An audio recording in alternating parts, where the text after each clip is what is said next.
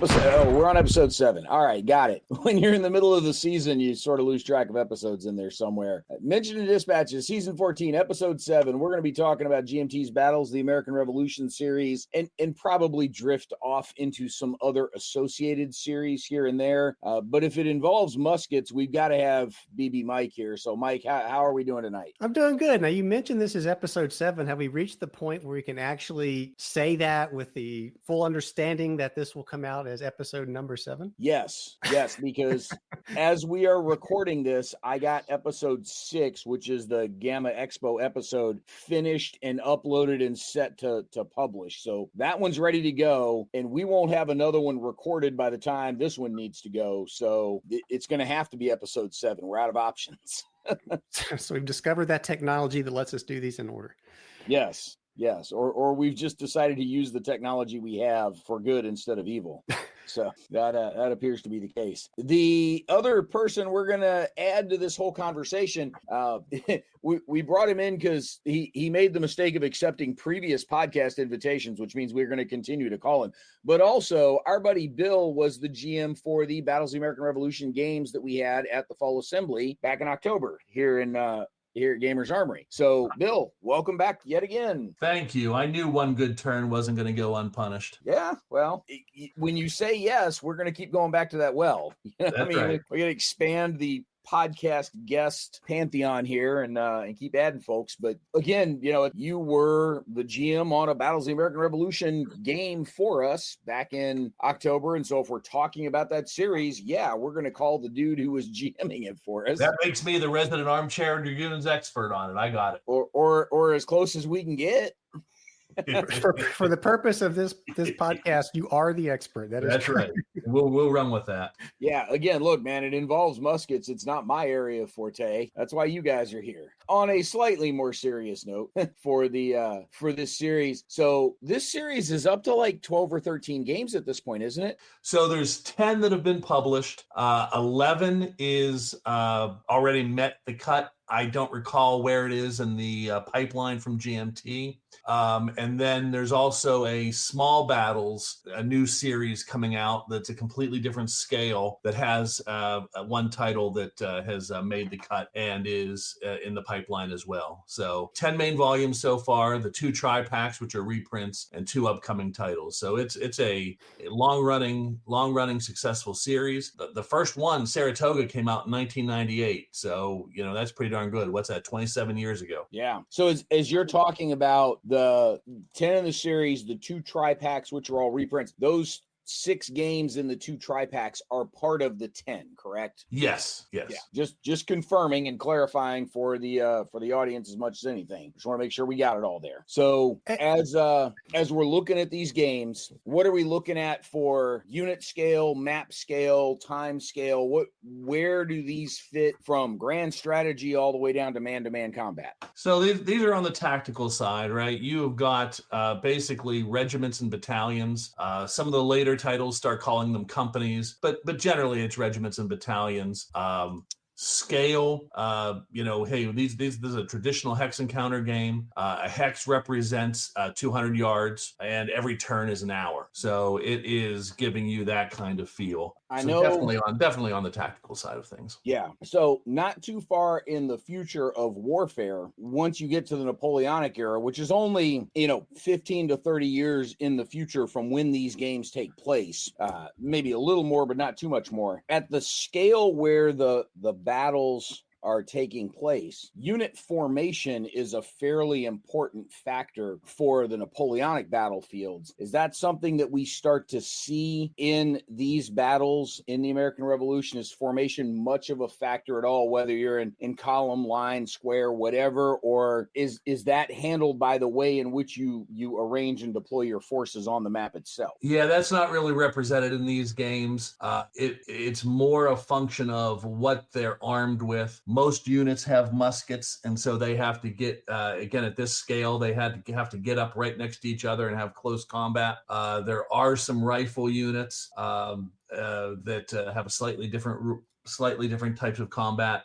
And then there is artillery, but it's not Napoleonic artillery yet, right? So yeah, clearly. So of the 10 battles that have been published so far, do you have a particular favorite of your own? Oh, well, the one I've played the most, and that's either Utah Springs or Saratoga. Those are both, I think, excellent introductions for folks to learn the game. In fact, I believe those are the two I ran at the Fall Assembly last year. Certainly Utah Springs, and I think the other one was Saratoga. I'm not sure that there's any of them that are too complex to run for someone who's new to the series. I'm partial to the earlier titles because they don't yet have event or other types of cards that can come up. So it becomes more of a get to understand the sequence of play, understand the rhythm of the game, and really what you're trying to achieve. These are not games that are going to be particularly bloody necessarily. I mean, they always can be, but that's not really what this game's about. They're more about morale of the various armies and can you impact the morale of your opposition to the point where they want to retire from the field and just don't have the will to continue fighting anymore.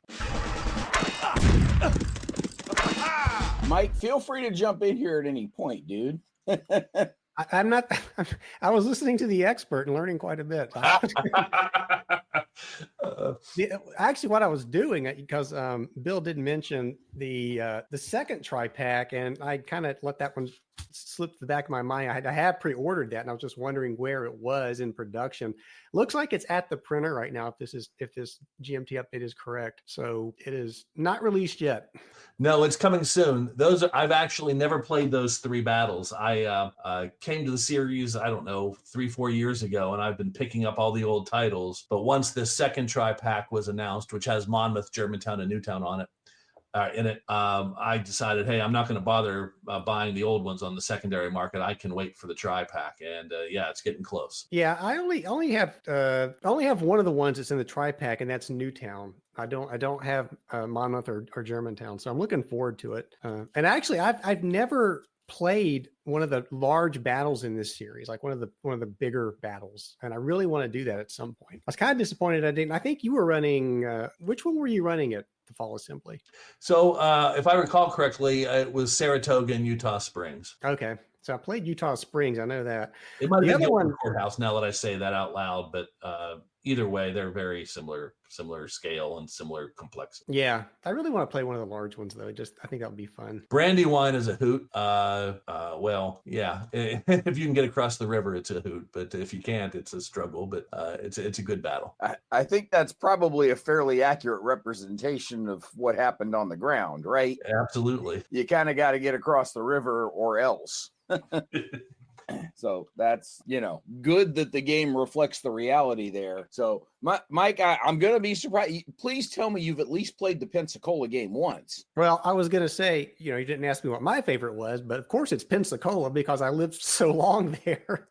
Yeah, I was going to say, it's your hometown. I mean, it's not just that. It's actually Pensacola is kind of neat in that it almost has like a mini game in the game itself. And they actually break it out into 2 separate scenarios if you want to play the smaller ones separately, but you actually have, the approach onto Pensacola. You have the ships coming in, they've got to land the troops, and they actually march up to the fort. And then when you get to the fort, you actually play almost like a little mini game where you're trying to defend the fort. So it's for that reason, I really think it's an interesting little game. And it's actually one of the other ones I think that's fairly easy to learn. I think though, the one I think that you should begin with is Utah Springs. I think that one is just the right size to learn this series. So yeah, I think you're right there. It's not too long. You can play it easily in an afternoon, and even 2 folks that haven't played before, you'd get through it in 3 or 4 hours tops. If you're experienced, couple hours tops there.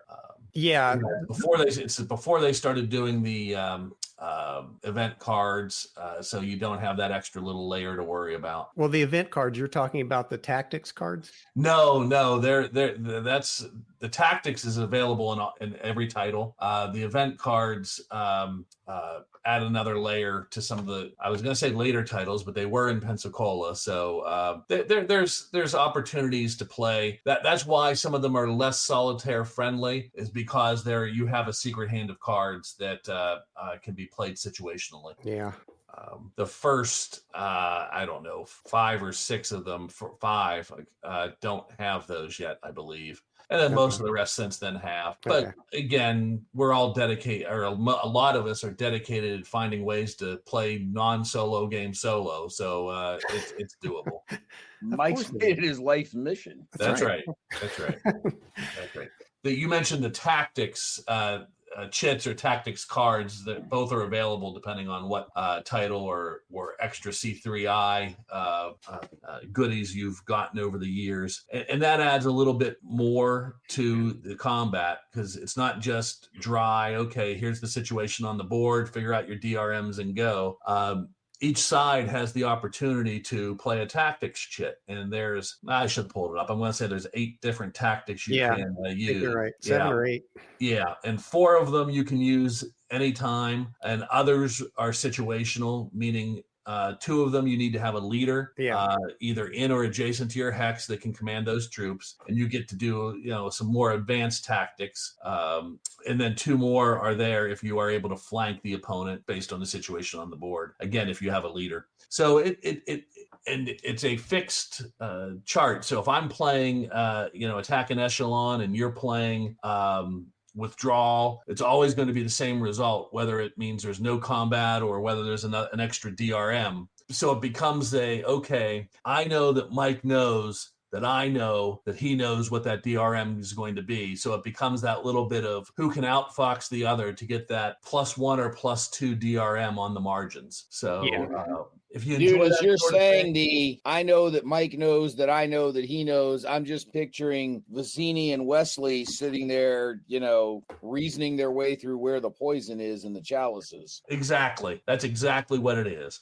So I've played with two types of people who love that. And I think I fall on that side there too, that you want to try to outthink your opponent or outguess them. And then there's folks that absolutely hate that portion of it and just want to play a straight hex encounter DRM game. And this game will accommodate that too. You are not throwing out the baby with the bathwater if you say, hey, I don't want to do these tactics chits. We're just going to play it straight DRMs off the combat chart. So you could do that. I think you're missing something. I find it fun. Yeah, I did use the when I did the playthrough on the channel, I actually did use these tactics cards because someone had actually generated a little AI type thing to help you pick the cards. Yep.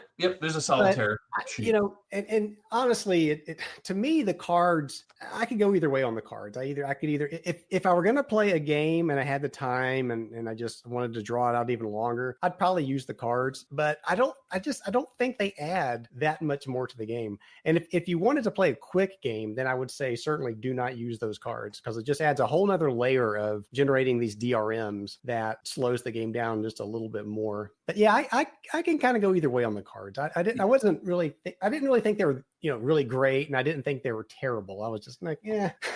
Like I said, it's just a little DRM on the margins. It's not necessarily a game changer. Yeah. And while I do use those tables when I play solo, it really is more fun when you have somebody else you're trying to outfox and you are actually playing face to face. Yeah, and there were times when the cards would cause you not to have a battle, and that could be annoying sometimes. But then again, I mean, maybe that was something that really happened. Maybe there's some sort of period explanation for why these forces would both withdraw and not even fight. I don't know. Yeah, and again, not so much when you're rolling on the table, but when you're playing against somebody, hey, if I choose this tactic, I'm at risk of them avoiding this battle because they could choose this other tactic that is withdrawing them from the battle. Yeah, and so that behooves me, if I really want to force the battle, choose a tactic that doesn't let them withdraw successfully, even if that costs me a +1 on the DRM or something like that. Yeah. So, now, one of the things in the series that I do like is the momentum chits. I thought that was kind of a cool thing. Yeah. So if you have a particularly successful, an extremely successful combat, whether you're the attacker or the defender, you get these momentum chits, which can be used for a couple different things. One is you can use it in the future to get a reroll on a combat roll, which might be advantageous for you. But a lot of times I see people hoarding them because if you spend them, you can get DRMs for the initiative roll to start the turn. Yeah. This is one of those games where, if you get the last movement on turn X, and on the next turn you can go first, you get that double move and double attack, and that could swing the tide of the battle. So yeah, you can get a DRM that way, and if you hoard enough of them and spend them, you can just say, forget rolling, I've got initiative next turn. Yeah. And Brant's probably sitting there thinking this sounds like an RPG thing. No, I'm totally fine just letting y'all go and me edit it all together when you're done, and everybody's happy. The momentum chits are like the bennies from Savage Worlds. Savage Worlds, yeah. Well, 13th Age had the momentum die as combat ramped up, that things got to be more and more urgent and more important the further the combat went, as the momentum die continued to ramp up. So that's an issue also. Yeah. I did want to circle back to something that Bill had mentioned where, Saratoga first game, bit of an entry point before they introduce certain things. I do find it interesting that for a lot of series, the earliest games are among the best entry points because they are more stripped down versions of the series, and that the later you go in a series, the more bells and whistles get tacked on to them, the more, you can call them innovations if you want, but the more different variations on the theme come out, that if you start with the first game or two or three and then slowly evolve from there, that you get the more complex versions as the series evolve, because people constantly want something new other than just a different battle in the box. And you saw that with the coin series as things evolved from Andean Abyss and Cuba Libre. As they evolved from there, you got stuff like In a Distant Plane, you had two players sharing the same resource pool, for instance, or you had the leader markers in Liberty or Death, which was also American Revolution. And then the masterful stroke cards, the kind of the trump cards that you could pull out and play at certain points in the instead of using the card on the table in those coin games. Hell, you saw just in Euro games, the various versions of Ticket to Ride start adding different effects as the series progresses, and you start to get different things you can do there. You saw it in Squad Leader, right? Early Squad Leader games, not so complicated. Later Squad Leader games, need a college course to learn how to play. So I don't think that's anything new or unusual. I think it's kind of to be expected as series grow and evolve and players want something a little bit new or a variation on the theme as it rolls forward. So I don't want to have oversold the changes that happened. It's just that after the first few volumes, they add in, whether they call them opportunity cards or event cards, just a little bit extra there to get a little bit more, I think, feel for the individual battles. Things that could have happened. Certainly, even from Title 1, there are definitely game-specific rules in play. I mean, you have from the very beginning, you can have whether or not Gates and I'm going to get the names wrong, right? But Gates and Benedict Arnold, whether they're on the same page or not, and how badly their fractions it could impact the battle. So even at the very beginning, they had the game specific rules were I think very flavorful and honored the history that we're actually talking about. Yeah, I think throughout the entire series, the rules, I think, have stayed really light. I think, like 12, 14 pages, I think. And the thing is, like Bill says, this series is just the immersion and the you actually feel like you're fighting in the time period, and then that's the goal, right? I guess when you're designing a game, a lot of the way the mechanics work, like artillery, it works a lot different than it would like in a Civil War game. You have defensive artillery fire basically, and the ranges aren't there. There's short range. The rifles you have. This is mostly muskets, but you do have these new rifle units coming in onto the field, and you only have a couple of those units, right, Bill? They're not you don't have a whole lot of rifle units running around. And I think I've played some scenarios where one side has one rifle unit and the other has none. I mean, it's not and that one rifle unit isn't some like he's got a machine gun or something. He's got just a slightly better unit than some of these musket units, and different abilities. He has a little bit of a range that he can fire. Some have first fire. The main advantage is you don't have to. This is a game where if units are adjacent, you must attack and be attacked.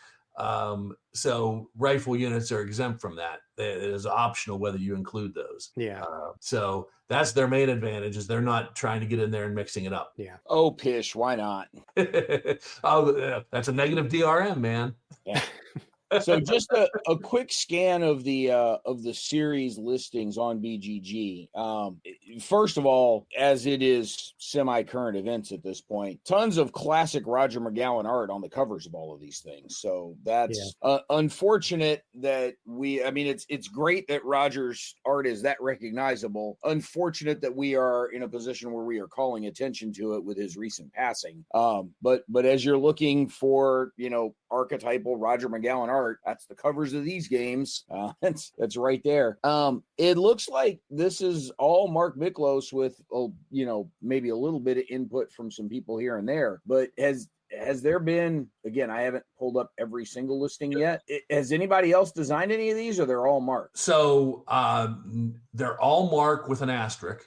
Okay. So the main series that, like we said, is we're waiting on volume 11 to come out. All of those are Mark Miklos. He is the designer, period. On this Small Battles one, which it's the Battle of Cowpens that is being developed, it is really zoomed in. But one of Bruno, I'm going to get this name wrong, and as an Italian, I should not. Bruno Sinaglio is the designer because he had an interest in these smaller battles. But he's the first non-Mark person, and technically it's a different series, right? This is now the Small Battles of the American Revolution. But he's the first person besides Mark that has had a crack at designing one of these. He's definitely been a playtester on several of the titles. I don't know how much input he's had on some of the earlier ones, but he's definitely been active in the community, and he's one of the better players out there in the series. So do you think that for this Small Battles that they're going to actually rewrite the core rules, or will they just keep the core rules and maybe add another module for the smaller battles? There are definitely changes. I mean, you're taking what used to be a 200 yards per hex down to 25 yards per hex. A strength point is normally 100 men. In the Small Battles, it's 12 men. In your artillery has a maximum range of 3 most of the time in the regular series. In the small series, it's something like they have 15, 20 hex ranges. So there's going to have to be changes. I don't understand yet how major those are.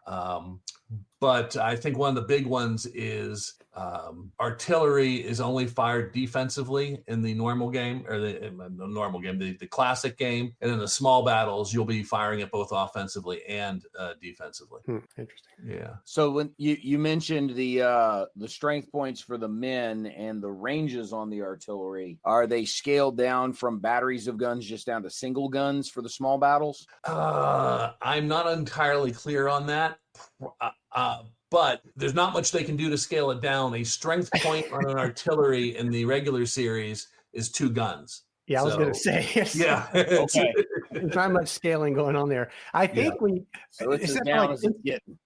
except for like we get to Pensacola, I think there might have been different artillery rules in that for the fort portion of the game, where, like I said, it was really a different game that had its own set of rules.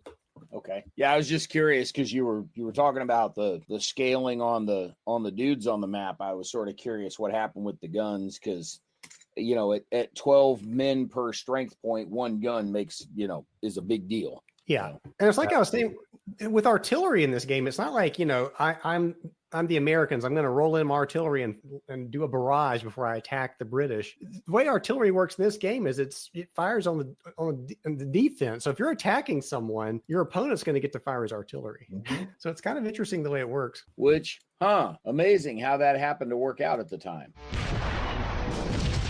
Let's go.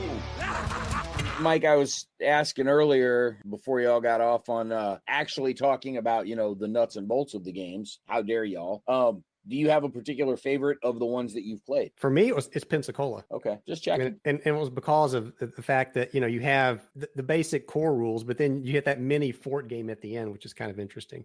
And you're also, one of the things, and this is one of the things, another thing I love about the series is you have the core rules, but you have all these battles and scenarios that come with it. And there's a book for each of these, and they alter the rules, or they'll add some things in, they'll change some things up. And one of the things in Pensacola that is being done is you have forces that are actually trying to build a road up to that fort so they can get their artillery and stuff up to it, which is also kind of cool. So the fact that you have the core rules and you have these other rules that go along with it, and again, the core rules are, like I said, 12 pages or so. The scenario rules or the battle rules that you tack on are usually about the same size, maybe a little bit less. And they work together just so smoothly. Once you played the game a couple of times, you know the rules and you can go through a turn pretty quick. Well, it's not hard. So I just pulled up the Brandywine special rules. What do we have here? I mean, well, they mix the scenarios in pretty darn well, right? But including all the scenarios, it's again another 16-page book. So I mean, not huge, and that includes some charts, counter scans, and whatnot. So 12 to 13 pages of actual scenarios and game specific rules. Very tackleable for really even a novice wargamer. Yeah, I was just sitting there thinking, we always talk about what would be a great game for someone new to wargaming to play or try. And this would probably be a great recommendation as one of these smaller battles in this series. And like you said, really, it's such that you could really pick any of the battles in the series you like and just start with it, because like I said, the rules just are not that complicated. Then the other thing we haven't talked about, I guess, are the components, and the components are nice. I mean, I kind of wish the counters looked a little bit different. I would love to see like a refresh of this series at some point. The counters are a little cartoony for my taste. But they work great. They've got all the information that you need is on the counter, and for the game, they do look good. I love the maps too. The maps look great. The maps are beautiful. Yeah, the maps are awesome. The problem with a component refresh, it's probably less of an issue here because I don't think there's really any kind of shared components between any of the games in the series.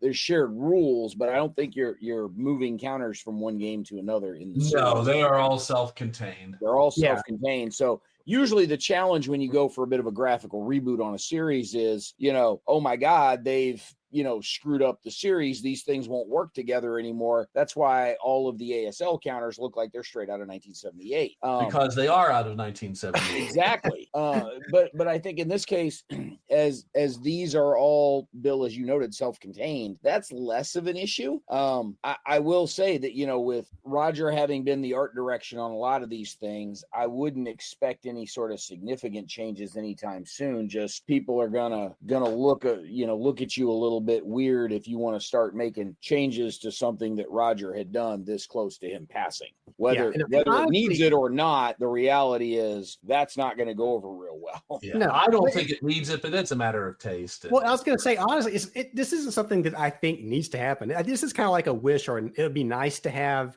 maybe better looking counters, but there's nothing wrong with these counters. And frankly, it would make no sense to redo them for just the reasons you've said. I mean, who wants to go back and rebuy all these games just to get new counters? Or maybe you could just sell the counters by themselves. But the counters are perfectly functional the way they are, and they do look good on the map. And the map, like we said, is beautiful. So, yeah, well, it helps when the map is beautiful. That is always a good thing. So I know Mike has noodled around with some others. Bill, I don't know about the breadth of your wargaming within this similar era, but if somebody is interested in the American Revolution but hasn't played these games, what are some other games around the same era in terms of, this is the American Revolution, the American War of Independence we're talking about, but what are some similarly scaled games that we might have seen from other publishers?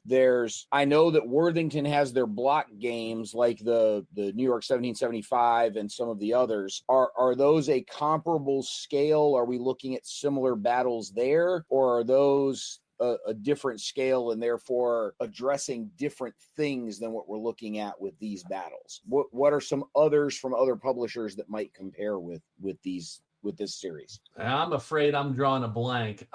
This is not my sweet spot for eras. I just happened to play the game and figured out I loved it. So I'll help you out just a little bit. Yeah. So first of all, there's not a whole lot at this scale on the Revolutionary War. I mean, it's kind of a topic that I would love to see get more attention. One thing that comes to mind, of course, is Command and Colors Tricorn, which is kind of, sort of, maybe the scale in some cases. I don't think it's as, I'm not really sure what I want to say here. I was going to say, I didn't think it's as detailed as this series. It's fun, and there's a lot of the battles that you get, the same battles. The other game I can think of, I'm trying to think of what I have at this scale. The only other thing I can think of was from Lock and Load. They did something called Flintlock, and this was way back in the early 2000s, I think. And I don't know what happened to it. It came with 4 battles. There was Camden. I'm gonna lose this. Well, if it was Lock and Load Publishing, it didn't happen before 2007 because that's when the company started. This was one of their first ones. I mean, this was like one of their early ones, and it's listed as Volume 1, but there were no more. They only did this one, and that was it. Yeah, well, I mean, if things don't sell, you never get to Volume 2, and maybe that's why. But I remember, and I have it. I still have it. I maybe I need to do a playthrough of it on the channel. But I know it had Cowpens, and I know it had Guilford Courthouse. I can't remember the other 2. I think Camden was one, and I can't remember the 4th one. I mean, if only we weren't all sitting in front of computers where we could look these things up, right? I do know that these were all like in the Carolinas, South Carolina, North Carolina, I believe. And it was like Flintlock, Black Powder, Cold Steel. Black Powder, Cold Steel, Volume 1, Carolina Rebels. There you go. It had, I was going to say, yeah, it had even another title in there, Carolina Rebels. Yeah. So, I mean, after Cowpens and Guilford Courthouse, you are sort of digging around a little bit. These were Berg designs. It was in 2008, so these were pretty early on in the company. Camden, Cowpens, Guilford Courthouse, and Hobkirk's Hill. Okay, I never would have guessed that. I didn't realize Camden was in there. So yeah, but that's where those were. I think the Worthington games that I was talking about, those block games, I think are a scale or 2 above where these take place, because those are more point-to-point movement. And so like the Battle of New York takes place up and down like all of Long Island and Manhattan and whatever, or the Isle of Manhattan, not Long Island. So that's a higher scale than what we're talking about for the Battles of the American Revolution. But I wonder, is something like Hold the Line a little closer to the scale of where these might be? Well, yes, that's like Command and Colors, though. It's the same sort of Hold scale. the Line is essentially Command and Colors, yeah. Yeah. They're a little more abstracted in their scale, so I get that. Again, I'm spitballing here because it's not an era that I know that well. Yeah. I'm just trying to find points of comparison that other people might be able to pick up and run with. What was it? Worthington, is Worthington the one that did Freeman's Farm? Is that what you're thinking of? Yes. That's one of that. Well, Worthington has a whole bunch, and Freeman's Farm is a different line, I think, than the ones that Brant's referencing. It is. That is a new series that they now have. And I can't remember the name of the series off the top of my head. And those are small battles, right? Those are really small battles, I think. They're not that big, no. Just a second. Again, hey, we're all sitting in front of this space age technology that allows us to look up such things. So it's the Battle Formations game series. I don't know how many were in this series necessarily, but I mean, we go see probably a couple at least, but doesn't say. Maurice Suckling actually did Freeman's Farm, and I'm sure there's some others in that series, but it doesn't specify scale in the description on BGG. So I don't have any further detail for you than that. Looking at them again, block games, but you are on a specific battlefield. You're just doing sort of point-to-point movement on those battlefields rather than hex grids regulating it. But those point-to-point movements are key terrain features on that specific battlefield. So it's not like the New York and Philadelphia games where you're the entire city is one space on the map or something. Our 14th season of Mentioned in Dispatches is made possible by all of our Patreon supporters, but especially our regimental patrons who supported us at the top level. Regiment of Strategy Gaming would like to thank Stagger Wing, Paul LaFontaine, Matthew Rowe, Joseph Knoll, Fred and our favourite podcast dog, Kevin Bertram, Catastrophe Games, Patrick Garrity, Michael Sunborg, and Andy J. Wargaming is our jam, and they help us spread it. You too can join the Armchair Dragoons as a Patreon supporter at patreon.com/armchairdragoons. I was going to say, the only other game that comes to mind, and it's not tactical, it's the operational level, is Washington's Crossing. But that, like I said, that's operational. That's not tactical. Yeah.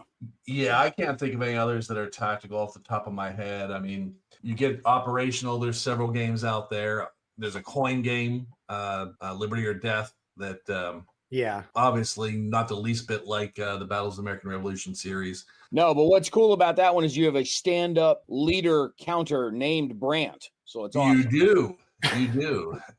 Absolutely. It comes with a -2 DRM, right? It's not me. It's the Indian leader, Joseph Brant. Joseph Brant, right. Like, how often Bill and Mike, like there's dudes with your names running around in games. There ain't a lot of Brants running around out there, you know?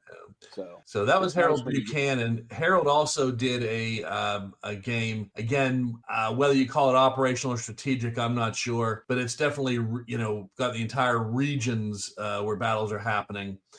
Campaigns of 1777, which was in Strategy and Tactics magazine. It's been 5 or 6 years ago now. That seemed to have good press. I have it, of course, on my shelf ready to play, just haven't played it yet. You mentioned the magazines, and maybe there's some in the magazines, because there's, I'm not too familiar with the magazine games anyway, but maybe there's some in those magazines that are tactical level. I mean, I wouldn't have a clue. I don't know why there aren't more games like this. Maybe it's because this series does everything so right that it's like, what else can I do to make it different or make it better? I don't know. Or maybe it's just not a popular period to game in. I don't know. That can't be true though, right? Because we have all these wonderful games at strategic level, Revolutionary War. We even have one fantastic solo game on the Revolutionary War. Well, I think you've got a lot of strategic and operational level ones just because that gives you a better sense of the scope of the war, where you're moving across entire states at a time without necessarily zooming in to fight at a specific battle level. I do think it would be interesting to talk to somebody like Mark or some of the publishers like the guys at Worthington to ask sort of, what have you seen for sales for attempts at similar scale battle level games versus the higher level. Did we just lose Brant? I think we may have. I think we may have just lost Brant. We'll give him a minute, and if not, we'll just keep going without him. Who needs Brant anyway? Shoot. Yeah, I can't think of any other tactical level Revolutionary War games. I did pick up, I don't know if it was S&T just recently had a, who was it? Andrew Jackson Battles, I think, or somebody, but I don't know. Well, that would be interesting. Of course, he was more 1812, wasn't he? Yeah. I mean, you're getting a little further away from the Revolutionary War at that point. And the lock and load, the flintlock one, I guess maybe it only had the one volume, and maybe that's why. Maybe it's just not a big seller. And honestly, if you look at Flintlock, it kind of looks like it's got a very strong Battles of the American Revolution vibe. Even the map kind of sort of has the same vibe as the Battles of American Revolution. I was trying to see if I can see if this thing is still recording. It says, okay, he finally dropped out of the room. It says it's still recording. At least in the upper part of the window, it's still counting up. I clicked on the screen here. So hopefully he's able to get back in. Yeah, I would hate for this to have been lost to the ether because he's been disconnected. No, we'll keep going if he doesn't come back in, because we've got, looks like over 40 minutes. So we could probably go for another 10 or 15. Seeing as though he has a 20-minute interview already, I mean, that's almost plenty. It may be enough.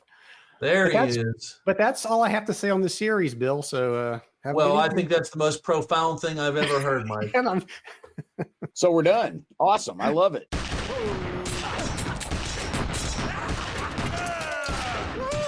Editing this thing's going to be all kinds of fun. Well, the edit should be pretty easy there. You can cut out from when you dropped off to when you came back. Something I did want to throw out there, and Bill, I'll throw it to you first, and then, Mike jump in after. With us being up to, 10, 11, 12 games in a series at this point, obviously there's a fairly well-established pattern. But if there was a particular facet of the game somewhere, other than maybe the counter art, is there a particular thing within the series that you think could use a little bit of tweaking, adjusting, something you prefer to house rule? Is there a change in this series that you would want to try to make to it to make it a little more to your liking somewhere?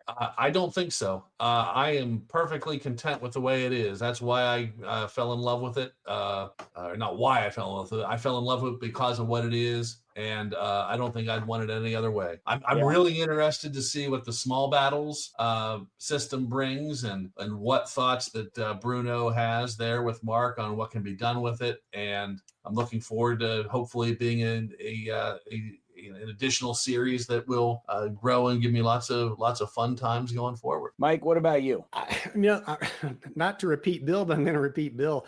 There's not a whole lot I would change. I mean, I maybe tweak the tactics cards a little bit, or the tactics chits, maybe change that up slightly. I can't think of anything else. I mean, it's pretty much a almost perfect system if you want to play tactical Revolutionary War. Yeah, well, it's good when somebody hits the hits that magic formula like that. That's a good thing. So this game has a following, and it's hard to gauge how big it is, of course, but at WBC every year, there's a fairly sizable tournament that gets a lot of participation. They just came off of running a whole bunch of games at RevCon.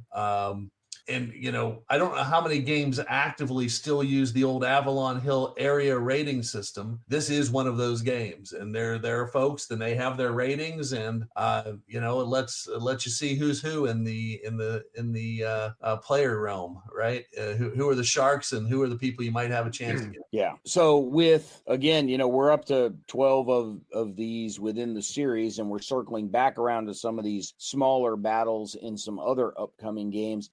Mike, is there a particular battle that hasn't been hit yet that you would like to see them get to? Oh boy, that's a good question. Bill is coming to you next, so you can start thinking about it while Mike. I sit here and try to come up with something that sounds good. I don't know. Maybe I mentioned Washington's Crossing. Maybe what is it, Trenton, or one of the? You had Trenton there, yeah. One of the battles from that. Maybe we could see some of those, or maybe some more of the Southern battles. And Brant, you were reading off the ones from the Carolinas there. Maybe some of those could find their way into this series. That would be awesome. So, in all honesty, before I picked up the games in this series, I wasn't even familiar with maybe half these battles, right? In my education, in my reading and whatnot, you think of this, the American Revolution more as the strategy over time rather than the individual set piece battles. And so I don't have a really good answer for that. I'm not sure if Yorktown would make a decent battle or not, given what it was. Yeah, I mean, that would make a perfect cap to the series if and when Mark gets to that point. I'm not, that being a siege, that'd be a tough one to do, but it could be done, I suppose. I mean, you've got Pensacola and Savannah that were sieges, right? Right. So there you go. Yeah. Well, I think for Yorktown, like one of the key decisive moments doesn't even happen on that map, and that's when the French fleet chased the British relief away. At that point, it's kind of a foregone conclusion. It's a matter of when, not if. So it may just be that the victory conditions get tweaked to the point of kind of, can you hold out longer than the British did historically, or for them darn rebellious Yanks, can they take down Yorktown quicker than they did historically? Yeah. It's an interesting thing that you mention it, Brant, though, is, and maybe Bill knows because it sounds like he's played more of these games than I have. Are there any naval units in the series anywhere? And maybe that's something where we could maybe like to see sort of an expand into the naval arena. I'm not aware of any, but like I said, I've only played about half the titles right now. So I think the scaling would be tough from what you guys were describing earlier. It would be, and the American Navy at the time wasn't. I don't know how many battles you would have. Yeah, but I mean, 250 yards per hex is not that big. I mean, boats cover that ground pretty quickly. Well, I was thinking you would actually have just dedicated naval scenarios or battles, but not, to try to tie naval action into these battles. No, I'm not really sure how you would do that. Yeah. If you want ship on ship combat, that's a completely different game. I think TAHGC is that's Wooden Ships and Iron Men. Oh, or that too, right? So yeah, there's choices out there. There's plenty of other games that'll cover that for you. So that's not one you'd necessarily need here. Yeah.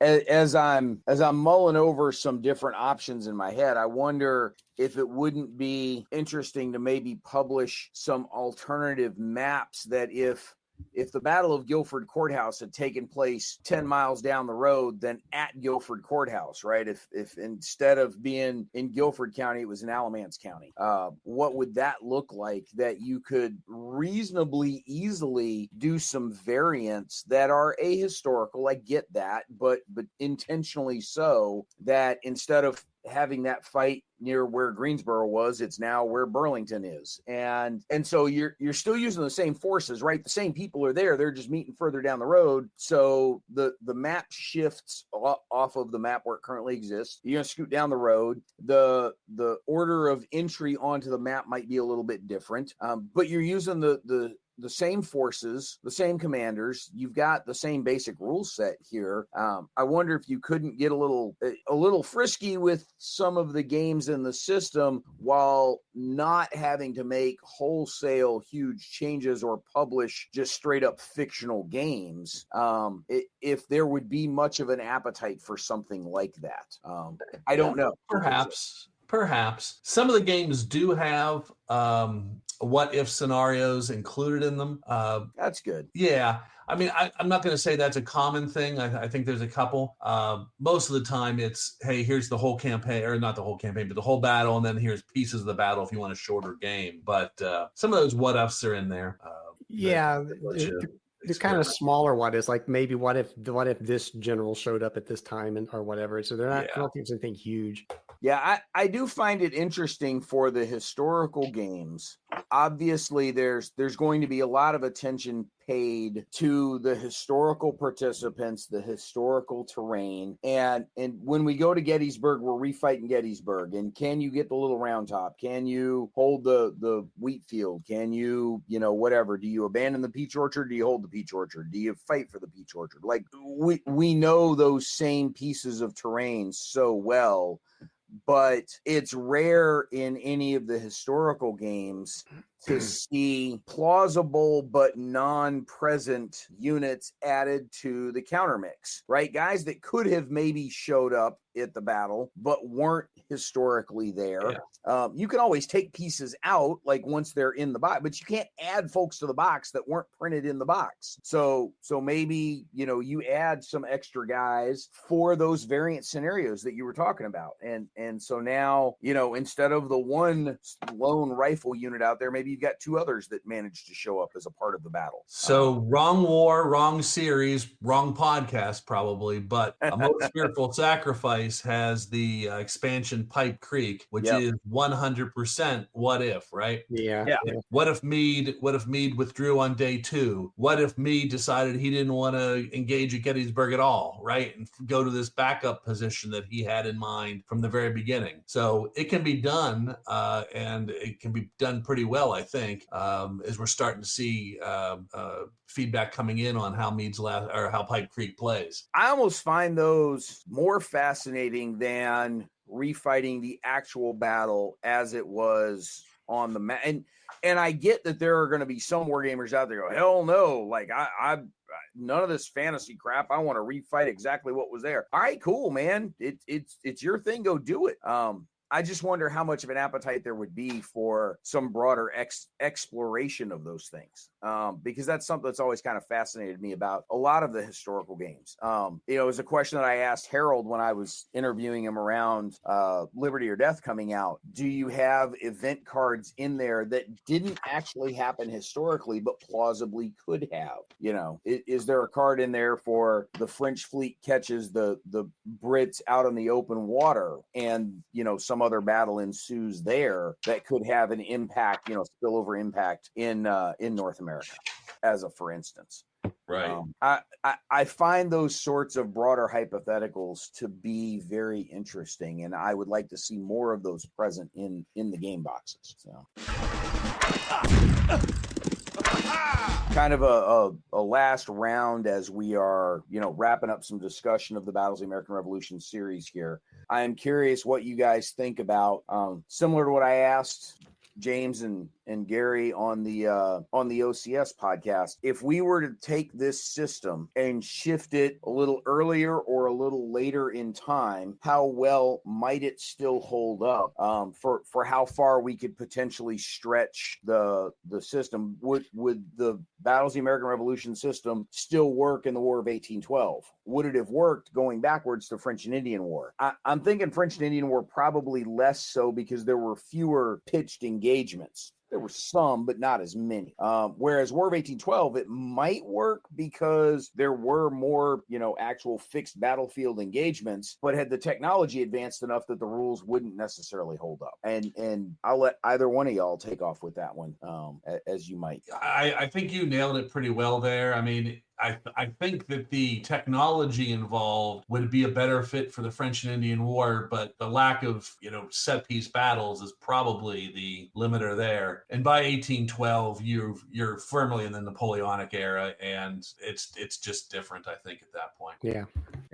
Just wondered, could you slap these rules on the Battle of New Orleans? And probably not, is what it seems like. My guess is no. I think the rules were very narrowly crafted to evoke the feel of the American Revolution. Yeah. Which is totally cool. Like, I am not trying to say that this system's a failure because you can't use it to do other things. Like, not at all. No, yeah.